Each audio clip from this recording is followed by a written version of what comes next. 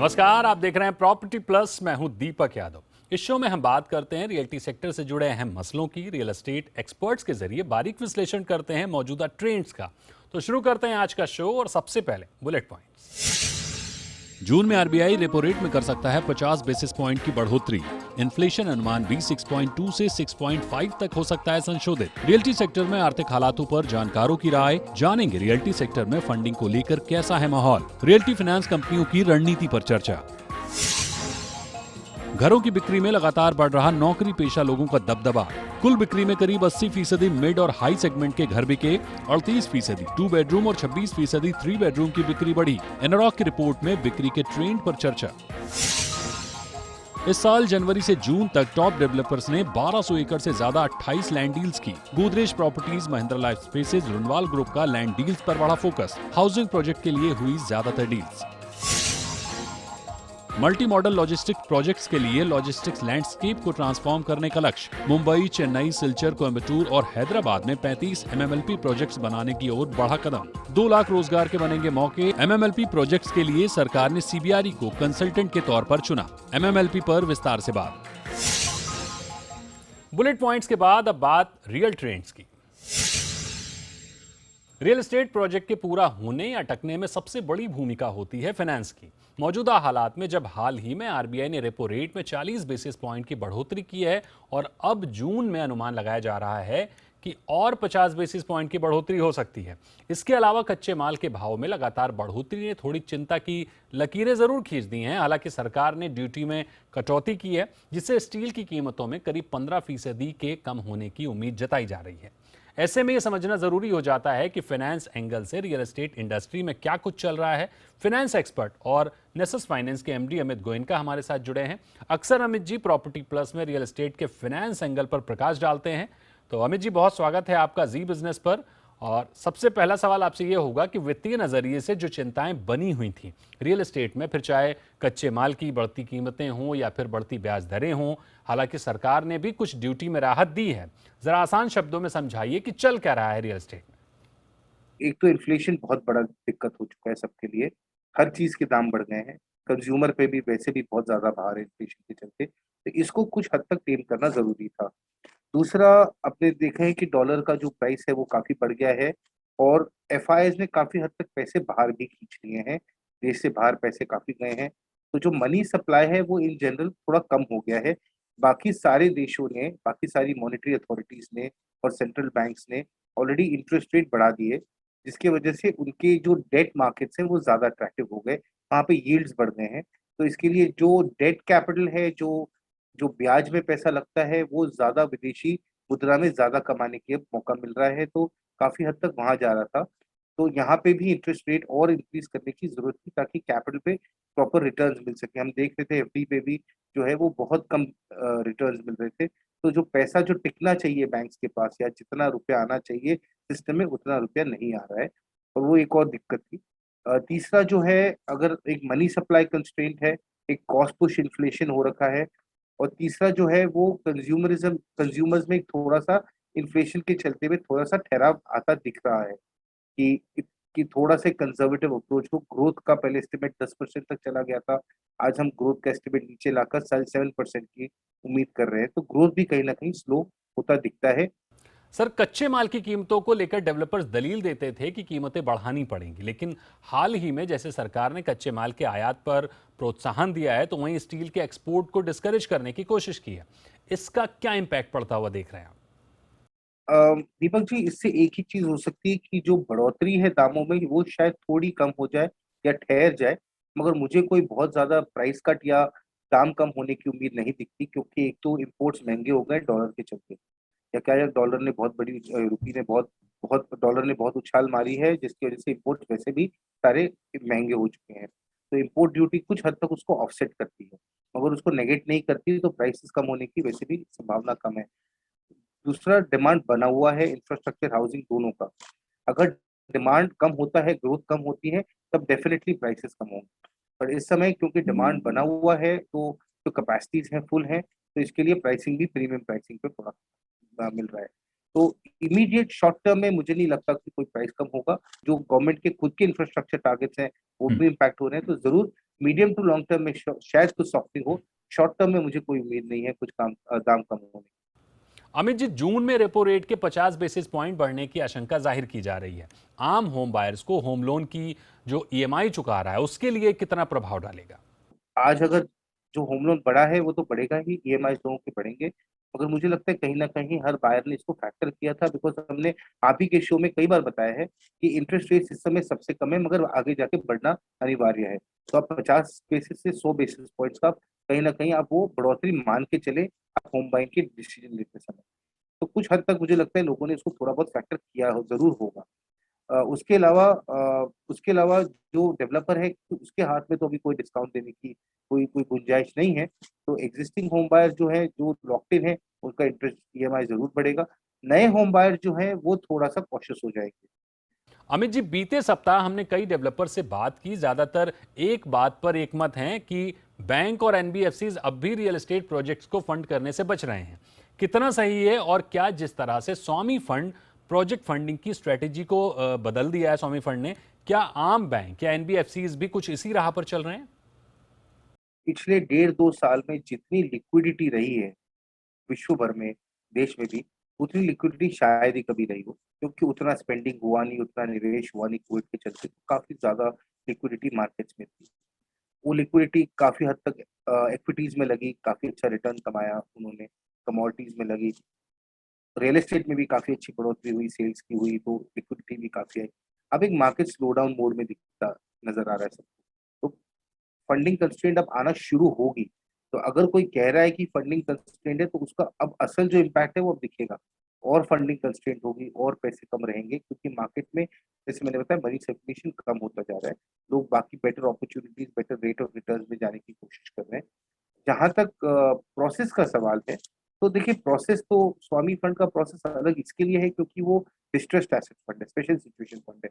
वो उन प्रोजेक्ट्स को रिवाइव करने की चेष्टा कर रहा है जो अटक चुके हैं, जिसका वैसे तो कोई कोई उम्मीद नहीं थी उनसे। तो उसको मॉनिटर करना, उसको एक कंट्रोल में रख के पैसे दे के खत्म करना उनकी जवाबदारी। अब एक उनका जो जो एक नैतिक जवाबदारी उनको दी गई है सरकार की तरफ से, वो निभा रहे हैं।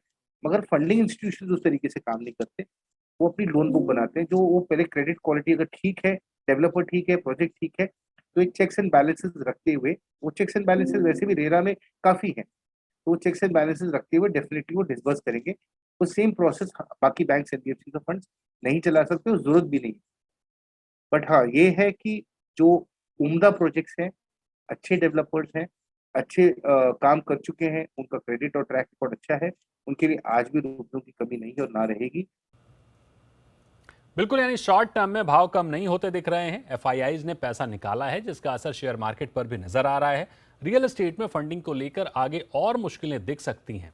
ग्रेड ए डेवलपर्स को कम ब्याज दरों पर फंड जरूर मिल रहा है, लेकिन अननोन डेवलपर्स को फंडिंग में दिक्कतें आ रही हैं। इसके अलावा डेवलपर्स के मार्जिन अफेक्ट हो रहे हैं। होम बायर्स की ईएमआई का भार अब आगे बढ़ेगा ही, कम होता नहीं दिख रहा है।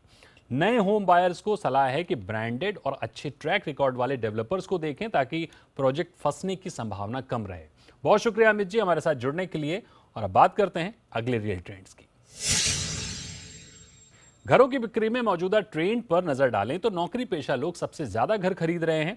कुल घरों की बिक्री में करीब 80% मिड और हाई सेगमेंट के घर बिके हैं। सबसे ज्यादा बड़े घर खरीदे जा रहे हैं। कुल बिक्री में 38% 2 बेडरूम और 26% 3 बेडरूम घरों की हिस्सेदारी है। दरअसल वित्त वर्ष 2021-22 में घरों की बिक्री को लेकर प्रॉपर्टी कंसल्टेंट एनारॉक ने एक सर्वे किया और सर्वे में ये ट्रेंड देखने को मिला है।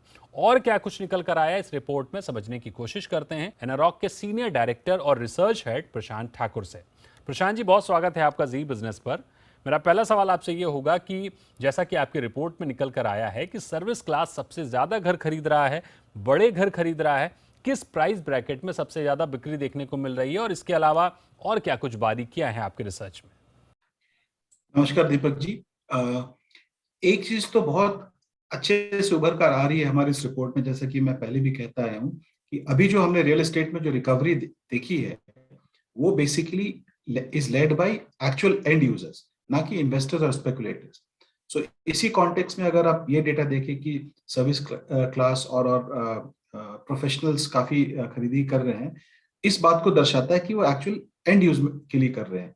और जो थोड़े बहुत जो इन्वेस्टर्स आ भी रहे हैं, ये लॉन्ग टर्म इन्वेस्टर्स हैं, ना कि पहले के जैसा कि उन्होंने आज खरीदा और विद इन ईयर बेच रहे हैं। सो मेरे ख्याल से एक बहुत हेल्दी ट्रेंड है। अगर आप ये देखिए कि किस प्राइस ब्रैकेट में ज्यादा बिक्री हो रही है, तो 40 से 80 लाख का जो ब्रैकेट है, वो उसमें सबसे ज्यादा हमने देखा खरीदी होती है। करीब 42% ऑफ द बायर्स 40 से 80 लाख के ब्रैकेट में उन्होंने मकान करी है। 80 टू 1.5 सीआर का ब्रैकेट जो है वो भी काफी डिमांड में रहा, 37%। सो ये ट्रेंड पूरे शहर में ऑलमोस्ट सेम रहा है, और ये ट्रेंड मुझे लगता है एक लॉन्ग टर्म स्टेबल ग्रोथ को की तरफ इशारा कर रहा है। प्रशांत जी, सिटी वाइज अगर हम देखें तो एनसीआर, एमएमआर और दक्षिण के शहरों में कैसा ट्रेंड दिख रहा है? किस कॉन्फ़िगरेशन में कैसा रिस्पांस देखने को मिल रहा है? आपका जो डेटा है वो किस अंतराल का है? This entire trend post Covid buying pattern को दर्शाता है। तो चेन्नई और पुणे का अगर आप देखें, वहां पे हाईएस्ट डिमांड हमने देखा मिड एंड सेगमेंट में, जहां पे आप बोल सकते हैं कि चेन्नई में करीब 60% जो बिक्री हुई है मिड एंड सेगमेंट में हुई, जो कि हम 40 से 80 लाख बोलते हैं। वही पुणे में करीब 59% हुआ है। बैंगलोर में की अगर हम बात करें तो ये 56% जो है डिमांड हाई एंड सेगमेंट में रहा है, जहाँ पे मतलब लोग 1.5 सीआर तक भी लेने में कंफर्टेबल है। सो यहाँ पे देखिए, तीन जो मैंने शहर का नाम लिया, और सबसे सरप्राइजिंग मैंने ये देखा है इसी दौरान हैदराबाद में टिकट साइज जो देखा जाए, प्रेफरेंस काफी जो मतलब बिक्री का डेटा हमने जो देखा है 2.5 सीआर में भी हमने काफी उछाल देखा है। सो अगर हम इन तीनों आईटी सिटीज की बात करें तो सभी में देखिए एक अलग अलग ट्रेंड दर्शाता है। अगर आप एनसीआर की बात करें, एनसीआर में भी लार्ज यूनिट्स की डिमांड काफी बढ़ी है।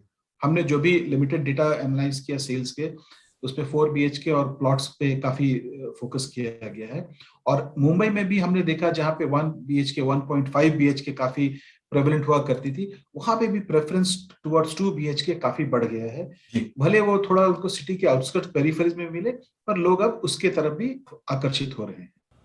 एक और रिपोर्ट आपकी कह रही है कि इस साल जनवरी से मई तक टॉप रियल्टी प्लेयर्स ने करीब 1250 एकड़ की 28 लैंड डील्स क्लोज की हैं।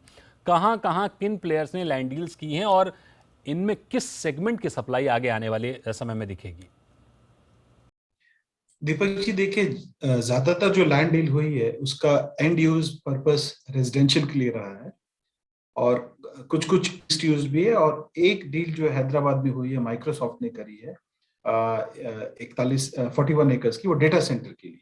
उसके अलावा कुछ प्रोमिनेंट डेवलपर्स का अगर मैं देखूं जिन लोगों ने लैंड डील करी, उसमें गोदरेज का भी नाम आता है। गोदरेज ने पुणे में जो 9 एकड़ का एक लैंड लिया, और ओवरऑल रियल्टी ने भी थाने में लिया है।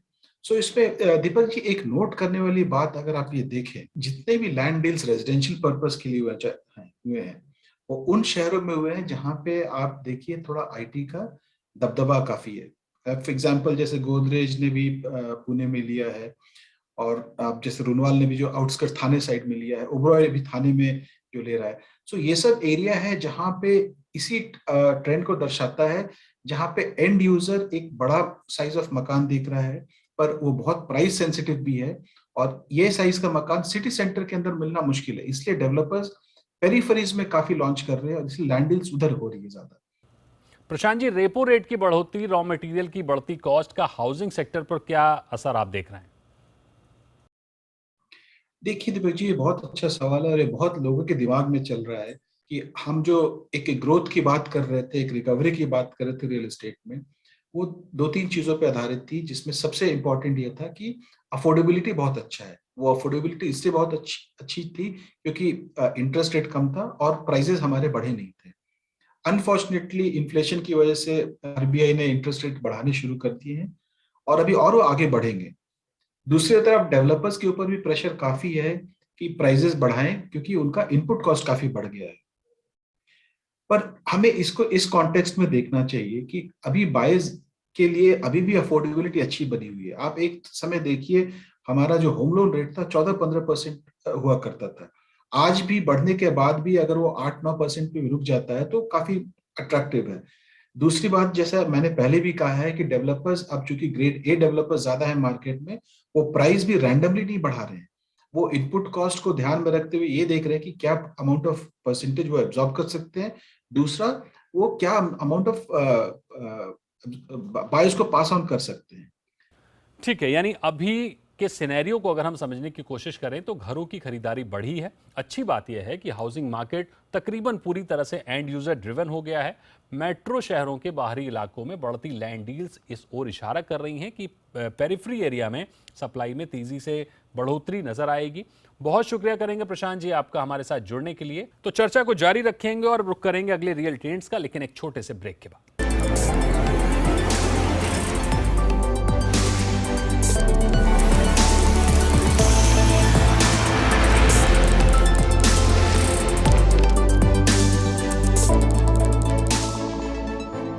वेलकम बैक, आप देख रहे हैं प्रॉपर्टी प्लस और आज हम बात कर रहे हैं अलग अलग रियल ट्रेंड्स की। पहले हमने बात की कि किस तरह से सर्विस क्लास ने घर खरीदना बढ़ा दिया है, हमने रियल एस्टेट की इकोनॉमी पर बात की और अब बात करते हैं MMLP यानी मल्टी मॉडल लॉजिस्टिक पार्क की। देश में मल्टी मॉडल लॉजिस्टिक्स प्रोजेक्ट के जरिए सरकार भारतीय लॉजिस्टिक्स लैंडस्केप को ट्रांसफॉर्म करने का लक्ष्य रख रही है। मुंबई, चेन्नई, सिलचर, कोयम्बटूर और हैदराबाद के जरिए देश में चौतरफा व्यावसायिक आवागमन को तेज, आसान और किफायती बनाने का प्रयास किया जा रहा है। सरकार का लक्ष्य है कि MMLP प्रोजेक्ट को सक्रिय होने के बाद लॉजिस्टिक्स की लागत में करीब 14% की कमी आ सकती है। साथ ही दावा किया जा रहा है कि इन MMLP प्रोजेक्ट्स के जरिए 2 लाख से ज़्यादा रोजगार पैदा होंगे। MMLP प्रोजेक्ट्स के लिए सरकार CBRE को उन्होंने कंसल्टेंट के तौर पर नियुक्त किया है। ऐसे में MMLP की ग्रोथ स्टोरी क्या है, क्या रणनीति होगी, समझने की कोशिश करते हैं CBRE इंडिया के सीनियर एग्जीक्यूटिव डायरेक्टर और गवर्नमेंट प्रैक्टिस के हेड मिस्टर प्रीतम मेहरा से। प्रीतम जी, बहुत स्वागत है आपका जी बिजनेस पर। प्रीतम जी, मेरा पहला सवाल ये होगा कि जाहिर है लॉजिस्टिक्स आसान, तेज और किफायती होगा तो डेवलपमेंट की दिशा कुछ और ही होगी। मल्टी मॉडल लॉजिस्टिक पार्क्स कैसे लॉजिस्टिक्स सेक्टर की ग्रोथ स्टोरी लिख सकते हैं? पहले क्या था कि पहले हर स्टेट का अपना लॉजिस्टिक्स सेटअप होता था और अपने टैक्सेस होते थे, जिसके कारण लॉजिस्टिक्स में एफिशिएंसी लाना काफी मुश्किल हुआ करता था। लेकिन आज के डेट में GST के आने के कारण ये दिक्कत निकल गई है और अभी हम देख रहे हैं कि सरकार की ये फोकस है कि लॉजिस्टिक्स की कॉस्ट हमारी जो है वो ग्लोबली कॉम्पिटिटिव हो जाए। हम लोग वर्ल्ड बैंक के रेटिंग्स में 35 और 45 के बीच के रैंकिंग में हैं और हमें उस रैंकिंग को बढ़ाना है। तो हमारे लिए इस रैंकिंग में आगे बढ़ने की क्षमता बहुत ज्यादा है और इस बात पे गवर्नमेंट बहुत ज्यादा फोकस कर रही है क्योंकि ये इकोनॉमी को भी बूस्ट करने वाला सेगमेंट है और एक्सपोर्ट्स को भी बूस्ट करने वाला सेगमेंट है।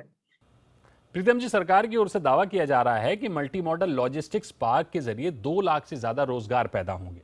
कैसे ये संभव होगा और कहां, किन सेक्टर्स में रोजगार के मौके बनेंगे?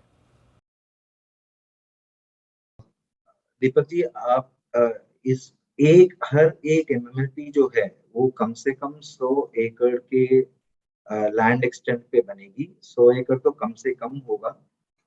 तो इसका ये बेनिफिट होगा कि MMLPs के अंदर क्या क्या कंपोनेंट्स होंगे। एक तो होगा आपका कार्गो और फ्रेट हैंडलिंग ऑपरेशंस, एक तो होंगे आपके वेयर हाउसिंग ऑपरेशंस, काफी सारे वेयर हाउसेस बनेंगे अंदर। उसके बाद होगा आपका कस्टम फैसिलिटीज, उसके बाद होंगे आपके कोल्ड स्टोरेज फैसिलिटीज, उसके बाद होगा आपका overall operations and maintenance of the park. उसके साथ साथ ये भी होंगे कि काफी सारे पैकेजिंग और रीपैकेजिंग वाले एक्टिविटीज भी किए जाएंगे अंदर। तो इतने सारे जो एक्टिविटीज होंगे, ये सब हर एक एक्टिविटी एम्प्लॉयमेंट जनरेट करेगी। सो हमारा ये सोच है और सरकार की भी ये सोच है कि कम से कम एम्प्लॉयमेंट इसमें डायरेक्ट ऑपरेशंस और इनडायरेक्ट ऑपरेशंस के थ्रू 2 लाख लोगों का तो होना ही चाहिए। प्रीतम जी, लॉजिस्टिक कॉस्ट की बात करें तो सरकार का लक्ष्य है कि MMLP के जरिए लॉजिस्टिक्स कॉस्ट को करीब 14% कम किया जा सके। तो MMLP बनने के बाद ये माल ढुलाई की लागत को कम करने में कैसे सहायक होंगे?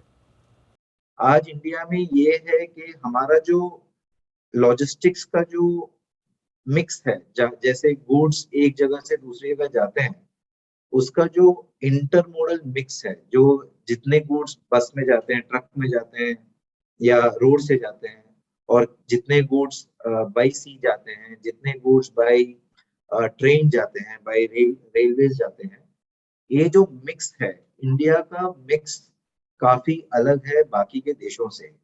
हमारा जो डिपेंडेंसी है, 60 से 70% हमारा जो गुड्स ट्रांसपोर्ट होता है वो रोड्स के थ्रू ट्रांसपोर्ट होता है, और इसका लॉन्ग टर्म में कॉस्ट काफी ज्यादा हो जाता है। तो इसीलिए ये बहुत जरूरी है कि हमारा जो इंटरमोडल मिक्स है, कि अगर शॉर्ट डिस्टेंसेस है तो बाई रोड जाने चाहिए, अगर काफी लॉन्ग डिस्टेंसेस है तो बाई रोड जाने चाहिए और बाई वाटरवेज जाने चाहिए। ये जो मिक्स होना चाहिए वो mix inter multi modal logistics parks के थ्रू चेंज होगा, उसका डायरेक्ट फायदा होगा कॉस्ट रिडक्शन में। दूसरा होगा हमारा जो फ्लीट मिक्स है, जैसे हम जो साइज के ट्रक्स हैं हमारे, जो कंटेनर्स ले जा पाते हैं, उसमें भी बढ़ोतरी होगी और उसमें भी थोड़ा सुधार आएगा, उसके कारण हमारा कॉस्ट कम हो जाएगा। प्रीतम जी, कंसल्टेंट के तौर पर सीबीआरई की क्या भूमिका रहेगी, और ये जो 35 MMLP बनेंगे, इनके तैयार होने की समय सीमा क्या होगी? जमीन अधिग्रहण से लेकर पूरी तरह बनने तक कितना समय लगेगा? हमारे हिसाब से जो सबसे बड़ी दिक्कत होती है ऐसे प्रोजेक्ट्स में, वो होती है अवेलेबिलिटी ऑफ लैंड और एक्विजिशन ऑफ लैंड की। जहां जहां लैंड अवेलेबिलिटी इमीडिएटली है, वहां पे काम जल्द से जल्द शुरू हो जाएगा, और कोई भी प्रोजेक्ट, इस स्केल का प्रोजेक्ट 3 या 4 साल में खत्म हो जाने चाहिए। बिल्कुल। लेकिन अगर लैंड एक्विजिशन का अभी प्रोसेस शुरू हुआ है, फिर ये टाइमलाइन बताना काफी मुश्किल होगा कि लैंड एक्विजिशन कब तक खत्म होगा और उसके बाद प्रोजेक्ट कब शुरू होगा। बिल्कुल, यानी मल्टी मॉडल लॉजिस्टिक पार्क में जहां एक और देश भर में माल ढुलाई को बेहतर, तेज और सस्ता बनाने की क्षमता दिख रही है, तो वहीं 2 लाख से ज्यादा रोजगार के मौके भी नजर आ रहे हैं। गति शक्ति प्लान के तहत तैयार होने वाले इन प्रोजेक्ट्स के लिए प्रधानमंत्री मोदी ने भी आधारशिला रख दी है। जमीन अधिग्रहण शुरू हो चुका है। हालांकि अगर सब कुछ ठीक रहा तो अगले 5 साल में लॉजिस्टिक्स की तस्वीर कुछ और ही होगी। बहुत शुक्रिया प्रीतम जी, हमारे साथ जुड़ने के लिए और अपना समय देने के लिए। तो आज प्रॉपर्टी प्लस में फिलहाल इतना ही। शो से जुड़े आपके सुझावों का स्वागत है। आप प्रॉपर्टी प्लस के साथ सोशल मीडिया पर भी जुड़ सकते हैं, अपनी राय दे सकते हैं। जल्द हाजिर होंगे कुछ और अपडेट्स के साथ। तब तक के लिए नमस्कार।